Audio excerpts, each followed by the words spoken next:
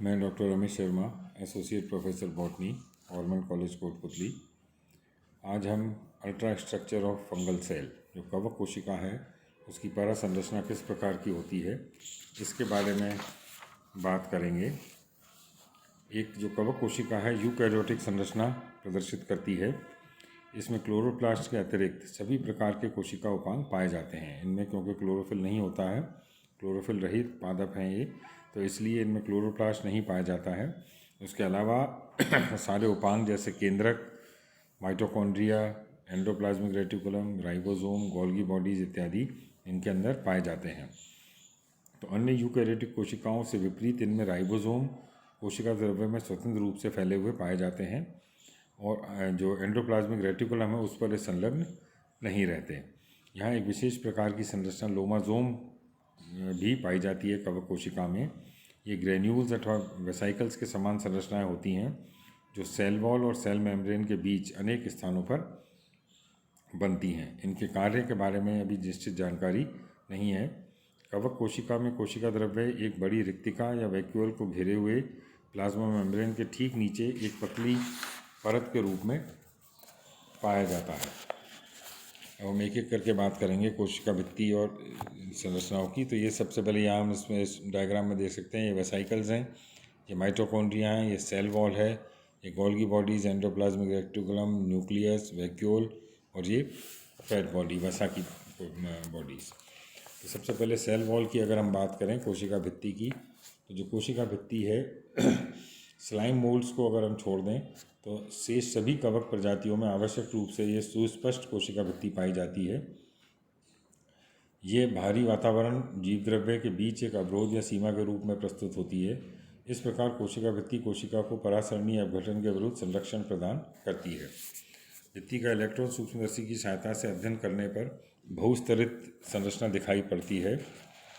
इसका जो साइटोस्केलेटन है वो काइटिन, सेलुलोज या कभी कभी ग्लूकोन के वलयों से फाइब्रिल से बना हुआ होता है।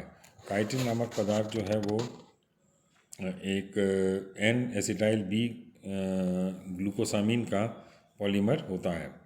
विभिन्न कवक संवर्गों की कोशिका भित्ति की रासायनिक संरचना को इनके वर्गीकीय अभिनिर्धारण के प्रमुख लक्षण के रूप में प्रयुक्त किया जाता है। वैसे अधिकांश कवक सदस्यों में कोशिका भित्ति काइटिन की बनी होती है, परंतु फिर भी कुछ उदाहरण जैसे ऊमाइसिटीज़ के सदस्यों में सेलुलोज और ग्लूकोन के द्वारा निर्मित होती है। कुछ सदस्य जैसे राइडोजोमाइसीट्स और सेरेटोसाइटिस की कोशिका भित्ति में काइटिन एवं सेलुलोज साथ साथ भी पाए जा सकते हैं। संवर्ग ऊमाइसिटीज़ के सदस्यों की कोशिका भित्ति में सेलुलोज के साथ साथ हाइड्रोक्सीप्रोलीन नामक अमीनो एसिड भी पाया जाता है। दूसरा, प्रोटोप्लास्ट या जीव द्रव्य कोशिका कला से घिरे हुए भीतरी म्यूसिलेज युक्त भाग को जीव द्रव्य कहते हैं। कोशिका कला अथवा प्लाज्मा लेमा कोशिका भित्ति से सटी हुई होती है तथा यह अन्य यूकैरियोटिक कोशिकाओं के समान लाइपोप्रोटीन द्वारा निर्मित त्रिस्तरीय इकाई या झिल्ली होती है।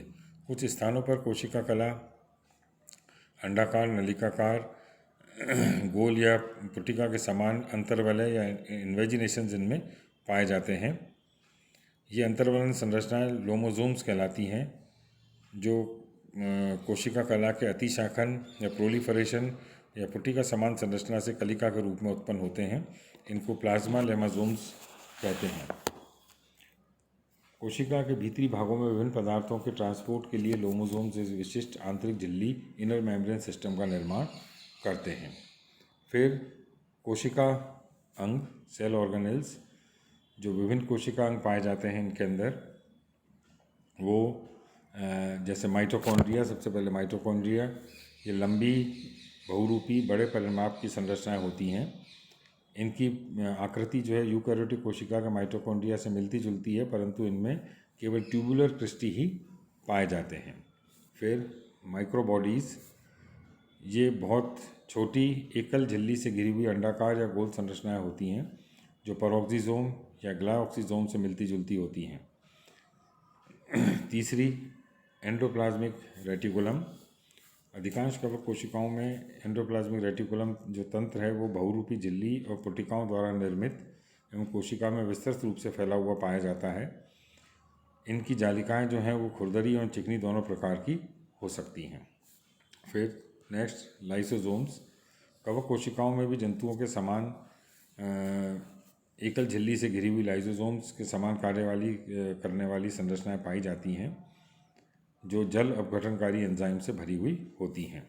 नेक्स्ट डिक्टियोसोम्स।